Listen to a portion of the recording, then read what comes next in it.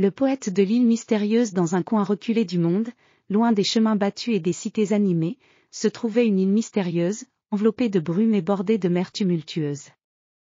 L'île, connue sous le nom de l'île des Échos, était le refuge d'un poète solitaire, Monsieur Auguste, dont les œuvres et les vers étaient célébrés pour leur beauté et leur profondeur. Monsieur Auguste avait choisi de vivre sur cette île lointaine après avoir quitté le monde de la littérature et les honneurs qui l'accompagnaient. Il cherchait la solitude pour puiser l'inspiration dans la nature sauvage qui l'entourait. La maison du poète était une modeste chaumière en pierre, ornée de lierre et entourée de jardins luxuriants où poussaient des fleurs exotiques aux couleurs vives.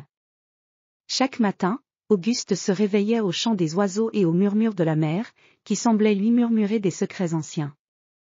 Avec son carnet en cuir usé et sa plume en plume d'oiseau, il se promenait le long des rivages, cherchant des mots qui pourraient capturer la magie de l'île. Ses poèmes parlaient des mystères de la mer, des légendes des forêts denses et des étoiles scintillantes qui illuminaient les nuits. Un jour, alors que le soleil se levait sur l'horizon, Auguste découvrit quelque chose d'extraordinaire. En explorant une grotte cachée au fond de la forêt, il trouva un ancien rouleau de papyrus, enveloppé dans un tissu délicat.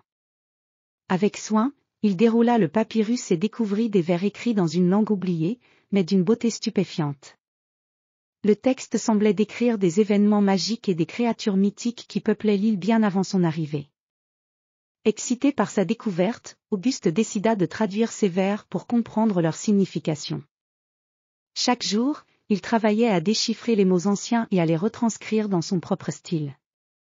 Les poèmes prenaient forme, révélant une histoire fascinante d'anciens gardiens de l'île et de trésors cachés.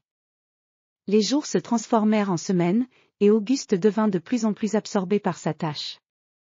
Ses promenades sur l'île se faisaient plus rares, et il passait des heures à méditer sur les anciens écrits.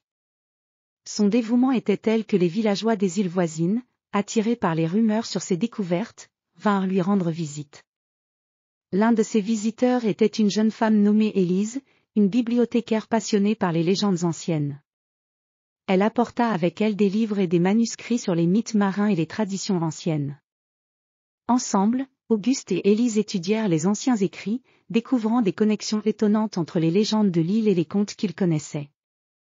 L'île, grâce à leur travail acharné, devint un lieu de pèlerinage pour ceux qui cherchaient à découvrir les mystères de la poésie ancienne.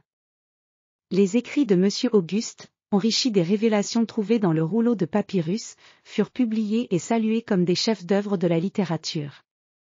Les visiteurs venaient de loin pour admirer les paysages enchâssés dans les poèmes du poète et pour écouter ses récitations captivantes au bord de la mer. Le temps passa, et Monsieur Auguste, devenu une figure légendaire, continua à vivre sur l'île, immergé dans la nature et dans ses écrits. Ses poèmes, empreints de la magie et du mystère de l'île des Échos, restèrent un témoignage intemporel de son génie créatif. Le poète, avec son regard contemplatif et sa plume en main, fit vibrer les cœurs des générations futures avec les échos enchantés de son île mystérieuse.